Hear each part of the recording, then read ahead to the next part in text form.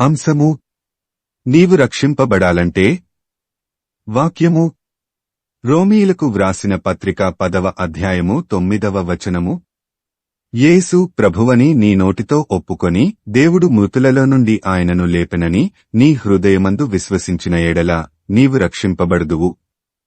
ప్రభువునందు ప్రియులారా, నేటి వాక్యమును ధ్యానించుకుందాము.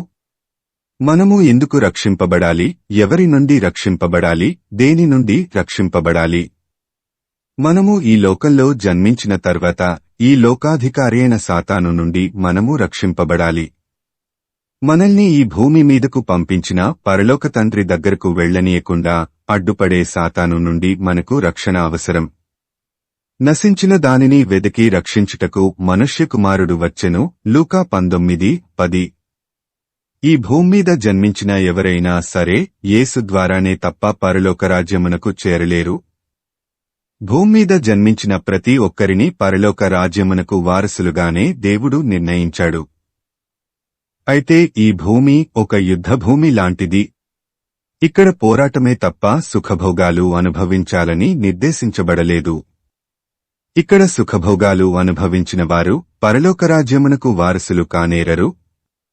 అందుకే సాతాను ప్రతి ఒక్కరిని సుఖభోగాలు అనుభవించుటకు ప్రేరేపితులగునట్లు విలాసవంతమైన జీవితం జీవించుటకు తగినన్ని ఏర్పాట్లు చేసింది.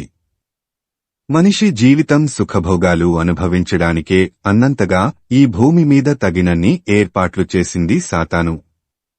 దేవుడు తన కొరకు ఏర్పరచుకున్న సర్వమానవాళిని నాశనం చేయడమే సాతాను యొక్క ఏకైక లక్ష్యం.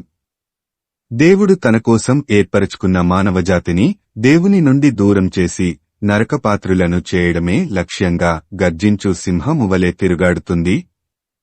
మీ విరోధియైన అపవాది గర్జించు సింహమువలే ఎవరిని మింగుదునా అని వెదుకుచూ తిరుగుచున్నాడు. 1 పేతురు 5:8. సాతాను తంత్రాలకు లోనైన మనుష్యులను రక్షించడానికి యేసు ప్రభువు ఈ లోకానికి వచ్చాడు. దేవుని కుమారుడైన యేసుక్రీస్తు ఈ భూలోకంలో మనుష్యకుమారునిగా జన్మించిన తరువాత సుఖవంతమైన జీవితం జీవించలేదు. ప్రతి మనిషి రక్షణ కొరకు ఆయన ఎన్నో శ్రమలను, అవమానాలను అనుభవించి ప్రతి ఒక్కరి కొరకు తన రక్తమును చిందించి బలి అయినాడు. ఈ భూమి మీద సృజింపబడిన మొదటి మానవుడైన ఆదాము నుండి ఈ భూమి లయమైపోవు దినమున జన్మించే చివరి మానవుని వరకు ప్రతి ఒక్కరి నిమిత్తము యేసు తన రక్తము కార్చి కొన్నాడు. కాబట్టి ప్రతి ఒక్కరూ యేసు సొత్తు. అయితే సాతాను మనుష్యులను నశింపజేయుటకు ప్రతి ఒక్కరినీ దేవుని నుండి దూరం చేస్తుంది. యేసు తన రక్తము ద్వారా కొనబడి రక్షింపబడిన మనము యేసును మన స్వరక్షకునిగా అంగీకరించకుండా చేయడానికి సాతాను ఎన్నో ప్రయత్నాలు చేస్తూనే ఉంటుంది. ఎవరైతే సాతాను తంత్రాలకు లొంగకుండా యేసు ప్రభువని నోటితో ఒప్పుకుంటారో వారు సాతాను బారిన పడకుండా రక్షింపబడతారు. యేసు ప్రభువు మనల్ని రక్షించడానికి ఈ లోకమునకు వచ్చింది మన నీతిని బట్టి కాదుగాని కేవలం ఆయన కృపచేతనే. యేసు ప్రభువునందు విశ్వాసముంచుట ద్వారా మనము రక్షింపబడతాము. ఎఫెసీ 2:8లో వ్రాయబడిన ప్రకారం మీరు విశ్వాసము ద్వారా కృపచేతనే రక్షింపబడియున్నారు. ఇది మీ వలన కలిగినది కాదు, దేవుని వరమే అన్న సత్యమును గ్రహించి యేసుని హృదయమందు విశ్వసిస్తే తప్ప రక్షింపబడరు.